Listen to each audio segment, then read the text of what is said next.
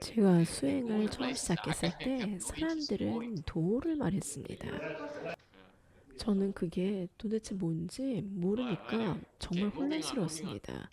그래서 사람들에게 도가 무엇이냐고 물었지만 다들 대답을 피하고 돌려 말했습니다. 누구도 평상심이 곧 도라고 말해준 적이 없었습니다. 도는 이미 평상심 안에 있습니다. 당신의 평상심 속에 이미 도가 있습니다. 만약 도에 접근하려고 한다면 이미 도에서 멀어지게 됩니다. 그럼 접근할 수 없다면 어떻게 그게 도라는 걸 알 수 있습니까? 도는 알미나 모름의 영역에 속하지 않습니다. 지식과는 아무런 관련이 없습니다. 무지와도 관계가 없습니다. 안다는 것은 허망한 식, 허망한 분별심이기 때문입니다. 모른다는 것은 중립적인 상태일 뿐입니다. 당신이 돌을 닦는다는 것은 의심을 없애는 수행입니다. 당신이 돌을 닦는다는 것은 의심을 없애는 수행입니다. 예를 들어 금강경을 들을 때 이게 도대체 무슨 뜻이지? 왜 이런 말을 하지? 이런 의심이 들면 그 수행은 통하지 않습니다. 그냥 있는 그대로 받아들이세요. 의심 없이 닦을 때 비로소 도를 관통할 수 있습니다. 그때 가서 보면 그것은 한량 없고 허공처럼 끝이 없습니다. 광대하고 탁 트여 있습니다.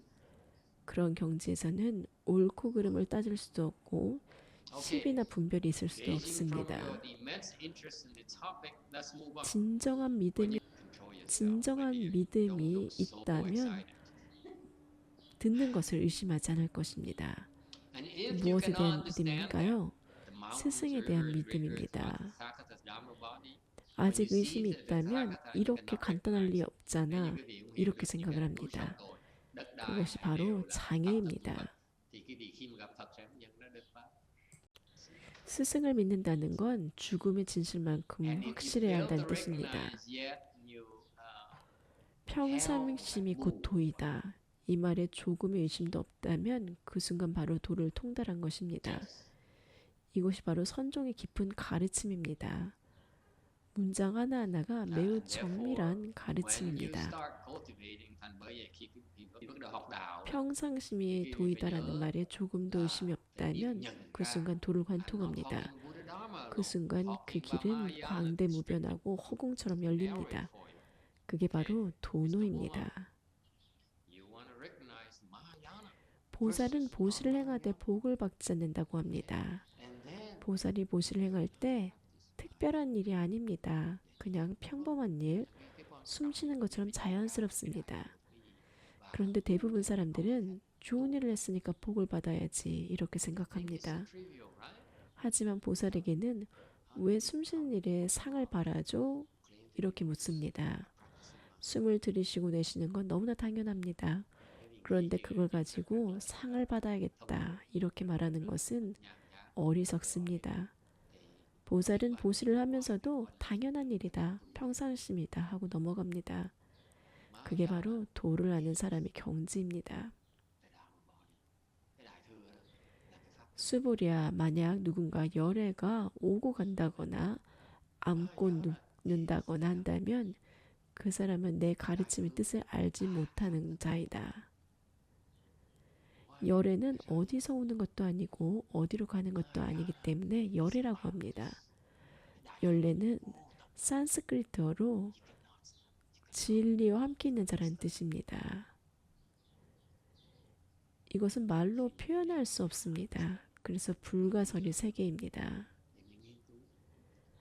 어디로부터 오는 것도 없고 어디로 가는 것도 없습니다. 그래서 열애라고 합니다. 열애는 특별한 뜻이 있습니다. 그것은 부처님의 법신을 가리킵니다. 법신은 바로 우주 전체를 의미합니다. 이은오주가 바로 부처님의 몸입니다. 기독교인들은 신을 자기 바깥, 하늘 어딘가에 있는 존재로 봅니다. 불교에서는 부처님을 우리 안에 있는 존재로 봅니다. 우리가 부처님의 일부이고 부처님이 우리 안에 계십니다.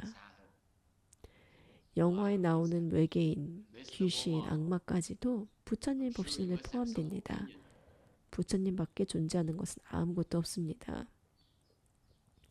기독교에서는 인간과 신은 다르다고 하지만 불교에서는 우리는 본래 부처님과 하나다라고 말합니다. 왜 밖에서 부처를 찾을 필요가 있습니까? 당신 안에 이미 부처가 있습니다. 당신은 이미 그 자체로 훌륭하고 이미 그 자리에서 완전합니다. 이 법신은 인간의 몸이 아니라 우주의 몸입니다. 법계 전체가 부처님의 몸입니다. 부처님은 곧 우주이고 우주 전체가 부처님입니다. 그러니 어디로 가거나 올 이유가 없습니다. 이미 모든 곳에 존재합니다. 그래서 경전에서 열에는 오지도 않고 가지도 않는다고 하는 것입니다. 모든 부처님은 같은 법신을 공유합니다. 그래서 부처님들 사이에는 경쟁이 없습니다. 자기 자신과 경쟁할 이유가 없기 때문입니다. 그래서 이 사실을 이해한다면 부처님이 더 크다, 작다, 더 유명하다 이런 생각은 사라집니다. 모든 부처님은 하나의 법신으로 연결되어 있기 때문입니다. 그리고 그들은 다양한 부처님으로 나타나십니다. 석가모니의 불, 아미타불, 약사열의 불 이런 식입니다. 같은 법신이 다른 모자를 쓰는 것과 같습니다. 이것은 이해할 수 없는 영역입니다. 공학을 아무리 오래 공부하고 연구를 평생 한다 해도 이 경지를 꿰뚫을 수는 없습니다. 믿음으로 시작해야 합니다. 그럴 때 비로소 볼 수가 있습니다. 논리나 학문으로 부처님의 법신을 증명하려 하면 절대 도달할 수 없습니다. 무아를 볼 수 없기 때문입니다. 자아가 사라진 상태를 보지 못하는데 어떻게 증명할 수 있겠습니까? 그렇기 때문에 믿음이 먼저 있어야 됩니다. 믿으면 보게 됩니다. 그때 직접 체험합니다. 이것은 과학의 문제가 아닙니다. 개인의 체험이며 과학으로 증명할 수 없는 영역입니다. 밤에 잠이 들면 당신은 조상, 코끼리, 새, 귀신, 영혼을 꿈속에서 봅니다. 그건 당신만의 경험입니다. 다른 사람은 그걸 느낄 수가 없습니다. 남에게 어떻게 그걸 설명하겠습니까? 불가능합니다. 그걸 증명하려는 시도는 빈 공간에 끝이 있다는 걸 증명하려는 것만큼이나 헛된 일입니다. 불법은 과학으로 증명할 수 있는 게 아니라 직접 믿고 체험하는 길입니다.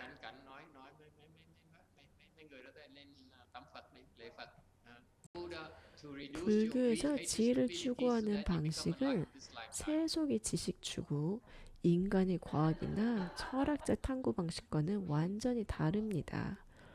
진짜 지식, 진짜 불교의 지혜는 믿음에 기반합니다. 먼저 믿어야 직접 체험할 수 있습니다. 남들에게 설명하려면 불가능합니다. 왜냐하면 그것은 개인적인 체험이기 때문입니다.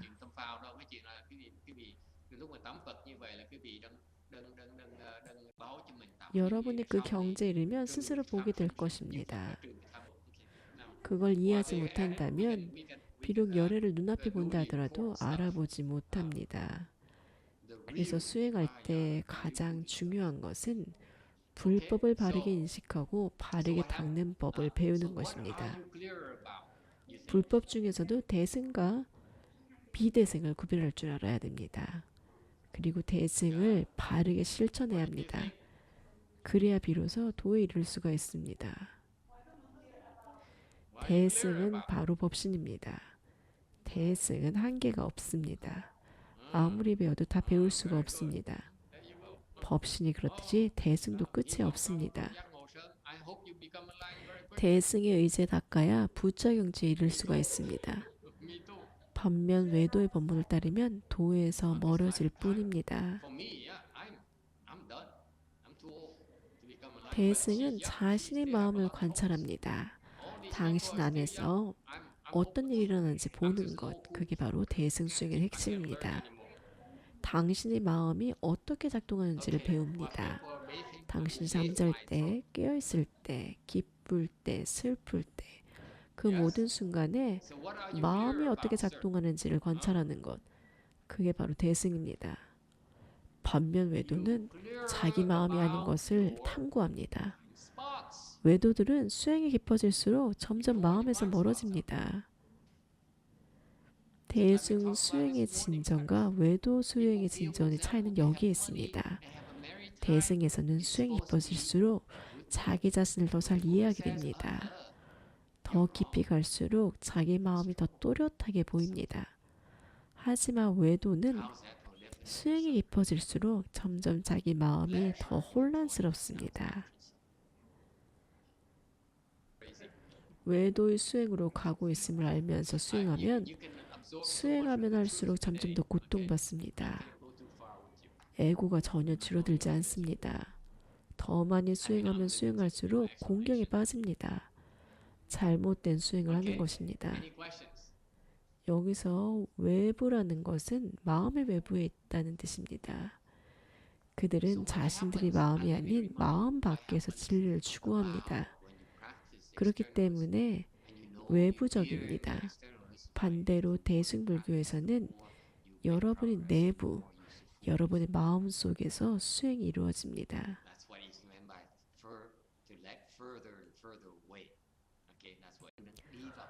산스크리트어로 타타가타는 두 부분으로 이루어졌습니다. 타타는 움직이지 않음, 가타는 움직임을 의미합니다. 그 상태에서는 움직임과 고요함을 동시에 경험합니다. 당신은 동시에 못생기면서도 아름다울 수 있습니다. 이것을 경이로움이라고 합니다. 화가 나면서도 화나지 않을 수 있습니다. 이것이 바로 움직임과 고요함이 이려한 뜻입니다. 이려란 무엇인가요? 그냥 그대로 있음입니다. 그것은 분별을 초월합니다. 더 이상 분별할 수 없습니다. 움직임과 고요함을 동시에 경험할 수 있는 유일한 방법은 분별하는 마음, 여섯 번째 의식을 멈출 때입니다. 움직임은 고요함을 방해하지 않고 고요함도 움직임을 방해하지 않습니다. 이것을 일려라고 합니다. 항상 몸을 지키고 마음을 모으며 모든 혼란과 산만함을 멈춥니다. 그것이 바로 수행입니다. 그것이 바로 명상입니다. 공중에 떠 있거나 나무를 오르거나 춤을 추더라도 몸을 지키고 마음이 모아져 있고 혼란스럽지 않고 산만하지 않다면 그 또한 실제로 명상을 하는 것입니다. 앉아서 하는 명상은 단지 한 가지 형태일 뿐입니다. 이 상태에 도달하도록 돕기 위한 것입니다. 그 후에는 일어나서도 같은 상태를 계속 유지하는 것이 목적입니다. 앉아서 하는 명상의 목적은 바로 그것입니다. 빛을 돌린다는 것은 자신을 돌아보는 것입니다. 저 사람은 정말 못된 사람이야. 이렇게 말하는 것이 아니라 빛을 돌립니다. 자신을 점검합니다. 한 스님은 다른 스님을 잘못한다고 합니다. 의식을 잘못하고 스님으로서의 자세가 부족합니다. 그런데 저는 말합니다. 빛을 자신에게 돌려라. 다른 스님을 비판하라고 하는 것이 아니라 자신을 돌아보라고 하는 것입니다. 다른 사람들의 문제는 그들의 문제입니다. 여러분이 모든 사람들을 보고 비판한다면 여러분이 잘못된 것입니다. 그들이 잘못된 것이 아닙니다. 이것은 외도의 방식입니다. 자신을 돌아보지 않고 계속 남을 보고 밖에서 답을 찾으려 합니다. 근본적으로 잘못되었습니다. 가지도 않고 오지도 않습니다. 경전 맨 첫 부분에는 이렇게 적혀 있습니다. 세존께서는 공양 시간이 되어 옷을 입고 바루를 지니시고 사이성으로 들어가서 그 성 가운데서 걸식을 했다. 이건 가지 않음이 아닌가요? 이렇게 물을 수도 있습니다. 차례로 탁발을 마치시고 자리로 돌아오셔서 이것은 오지 않음이 아닌가요? 이렇게 말할 수도 있습니다. 그런데 어떻게 가지도 않고 오지도 않는 것일까요? 가고 오는 것은 부처님이 아니라 여러분의 마음이 왔다 갔다 하는 것입니다. 물이 맑으면 달이 나타나고 구름이 끼면 달이 가려진다. 맑은 물 속에서 달이 실제로 나타나는 것일까요? 달이 진짜 온 것일까요? 구름이 달을 가리면 달이 실제로 사라진 것일까요? 아닙니다. 혼란스러운 것은 오직 여러분의 마음일 뿐입니다. 부처님이 화신 오고 가지만 법신 오고 가지 않습니다. 미륵보살은 가타에서 이렇게 말씀하셨습니다. 오고 가는 것은 부처님의 화신이다. 오고 가는 것은 화신이지 법신이 아닙니다. 금강경에서는 이렇게 말합니다. 부처님이 누워 계신다, 앉아 계신다, 오신다, 가신다 이렇게 여기지 말라. 이런 분별해서는 안 됩니다. 분별을 하지 않으면 지혜가 나타납니다. 분별하지 마세요. 분별하지 않는 것이 바로 지혜로 나아가는 길입니다. 이건 불만이야, 저것이 불만이야 이런 식으로 하지 마세요. 불평을 멈추고 받아들이세요. 제 스승님께서는 모든 것이 괜찮다고 하셨습니다. 모든 것이 괜찮습니다. 분별을 적게 할수록 점점 더 지혜로워집니다. 하루아침이 되는 것이 아닙니다. 노력해야 합니다. 매일 자신의 마음을 살펴보세요. 자신을 관찰하세요. 말로만 하는 것이 아니라 실제로 적용해야 합니다. 자신을 관찰해야 합니다. 무엇을 분별하고 있는지 살펴보세요. 어떤 사람은 고통과 즐거움에 대해 분별합니다. 어떤 사람은 이익과 손해에 대해 분별합니다. 어떤 사람은 여가와 일에 대해서 분별합니다. 스스로를 관찰해야 합니다. 빛을 되돌리세요. 보통 무엇을 분별합니까? 무엇을 찾고 무엇을 피하려 합니까?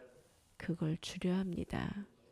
하루 동안 계속 분별하는 것들을 멈추고 줄이면 지혜의 빛이 드러납니다.